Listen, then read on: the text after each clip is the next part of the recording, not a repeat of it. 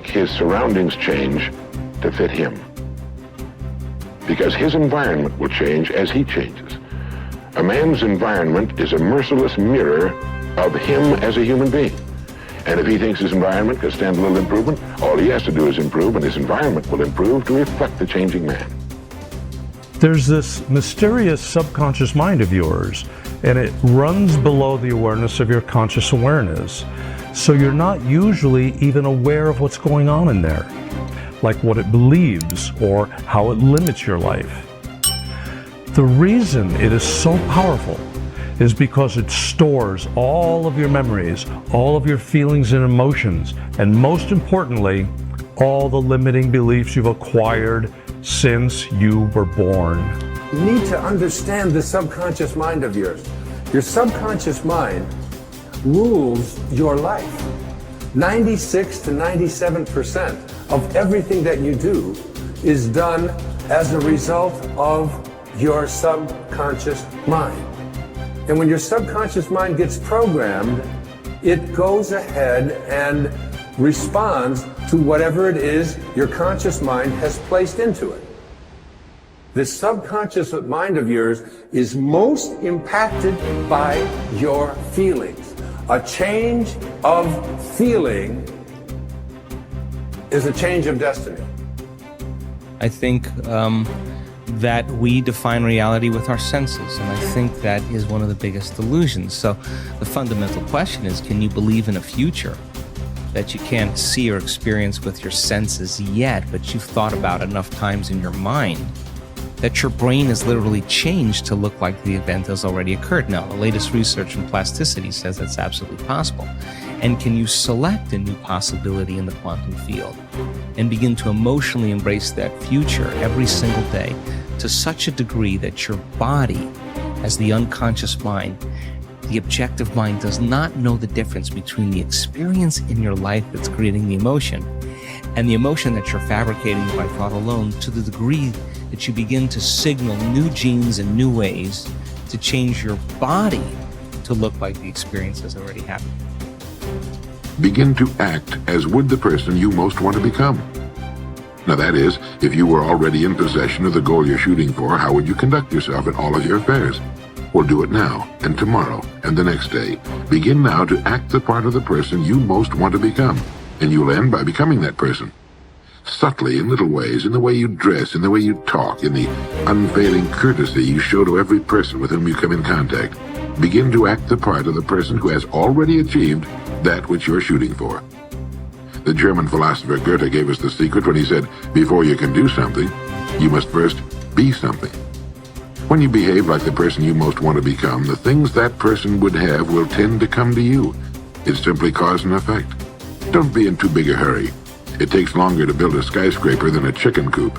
Build slowly, steadily, and well. Then when you make it, you'll keep it. You'll stay on top. Your self-concept is your operating system. Everything that you produce on the outside is determined, modified, affected in some way by your self-concept. You cannot change what is being produced on the outside without changing your operating system. You always perform on the outside based on how you think on the inside. Now there are laws. The law of belief says that your beliefs become your realities. But the things that you believe may not necessarily be true. However, if you believe them intensely enough, they will become true for you. The law of attraction says that you attract into your life people and circumstances in harmony with your own thoughts. And your own thoughts may be positive or negative. They may be uplifting or depressing, but whatever, you'll attract people and circumstances just like them. The law of expectation says that your expectations tend to become your own self-fulfilling prophecies. In other words, what you expect to happen usually does. For instance, your expectations could be that you are destined to have an extraordinary life and be extremely successful. Is that no matter what happens, it's all part of a learning process that is leading you inevitably to great success, happiness, and accomplishment. And if you absolutely expect that to be true, if that's your fundamental belief, then over time that will become true. You'll be able to throw off the ups and downs of life. You'll be able to ignore the negative influences around you. If you confidently expect to be a great success, then by gum, you sure will be. No matter what people tell you, You just say, well, it'll be all right. Everything will work out fine. And we know that an attitude of confident expectation is a hallmark of highly successful people. They just expect to succeed more than they fail. They expect to keep making progress. They just confidently expect it. And surprise, surprise, your expectations affect your realities. What you experience on the outside is determined by how you think on the inside. As they say, you are not what you think you are, but what you think you are.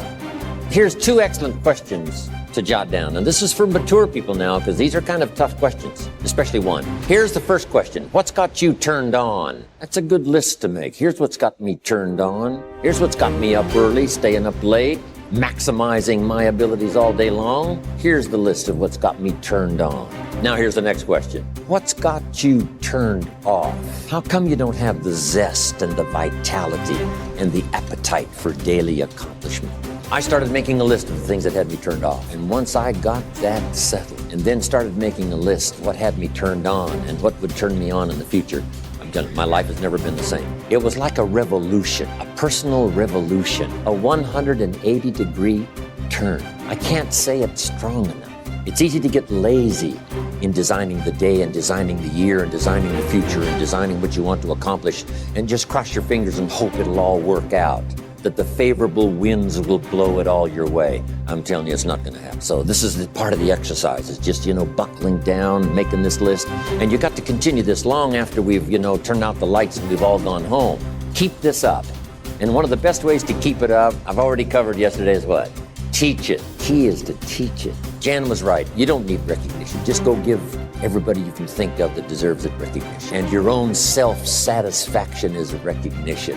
Now, if they never put a crown on your head, who cares? One of the great rules, by the way, one of the most important of all principles, is to challenge your self-limiting beliefs. You see, we are all plagued by self-limiting beliefs. Beliefs that we tell ourselves, things that we tell ourselves to hold ourselves back. We hold ourselves back with self-limiting beliefs. We tell ourselves that we're limited in some way, when in reality, not true at all.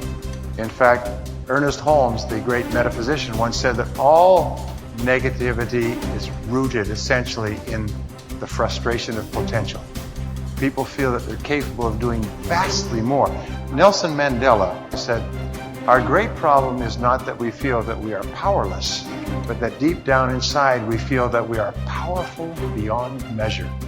Which brings us to all performance, all improvement in personal performance begins with an improvement in your self-concept, in your beliefs about yourself. Good thinkers always prime the pump of ideas. They always look for things to get the thinking process started, because what you put in always impacts what comes out. Read books, review trade magazines, listen to tapes, and spend time with good thinkers. And when something intrigues you, whether it's someone else's idea or the seed of an idea that you've come up with yourself, keep it in front of you. Put it in writing and keep it somewhere in your favorite thinking place to stimulate your thinking. Spend time with the right people. As I worked on this section and bounced my ideas off of some key people so that my thoughts would be stretched, I realized something about myself. All of the people in my life whom I consider to be close friends or colleagues are thinkers. Now, I love all people. I try to be kind to everyone I meet, and I desire to add value to as many people as I can through conferences, books, audio lessons, etc. But the people I seek out and choose to spend time with all challenge me with their thinking and their actions. They are constantly trying to grow and learn. Every one of them is a good thinker. The writer of Proverbs observed that sharp people sharpen one another, just as iron sharpens iron. If you want to be a sharp thinker, be around sharp people. To become a good thinker, you must become intentional about the thinking process. Regularly put yourself in the right place to think, shape, stretch, and land your thoughts. Make it a priority. Remember, thinking is a discipline. No matter what you choose to do, go to your thinking place, take paper and pen, and make sure you capture your ideas in writing. Ideas have a short shelf life. You must act on them before the expiration date. World Walleye Flying Ace Eddie Rickenbacker said it all when he remarked, "I can give you a 6-word formula for success. Think things through, the follow through. To start the thinking process, You cannot rely on your feelings. In Failing Forward, I wrote that you can act your way into feeling long before you can feel your way into action. If you wait until you feel like doing something, you will likely never accomplish it. The same is true for thinking. You cannot wait until you feel like thinking to do it. However, I've found that once you engage in the process of good thinking, you can use your emotions to feed the process and create mental momentum. Try it for yourself. After you go through the disciplined process of thinking and enjoy some success, allow yourself to savor the moment and try riding the mental energy of that success. If you're like me, it's likely to spur additional thoughts and productive ideas. One good thought does not make a good life. The people who have one good thought and try to ride it for an entire career often end up unhappy or destitute. They are the one-hit wonders, the one-book authors, the one-message speakers, the one-time inventors who spend their life struggling to protect or promote their single idea. Success comes to those who have an entire mountain of gold that they continually mine, not those who find one nugget and try to live on it for 50 years. To become someone who can mine a lot of gold, you need to keep repeating the process of good thinking. Becoming a good thinker isn't overly complicated. It's a discipline.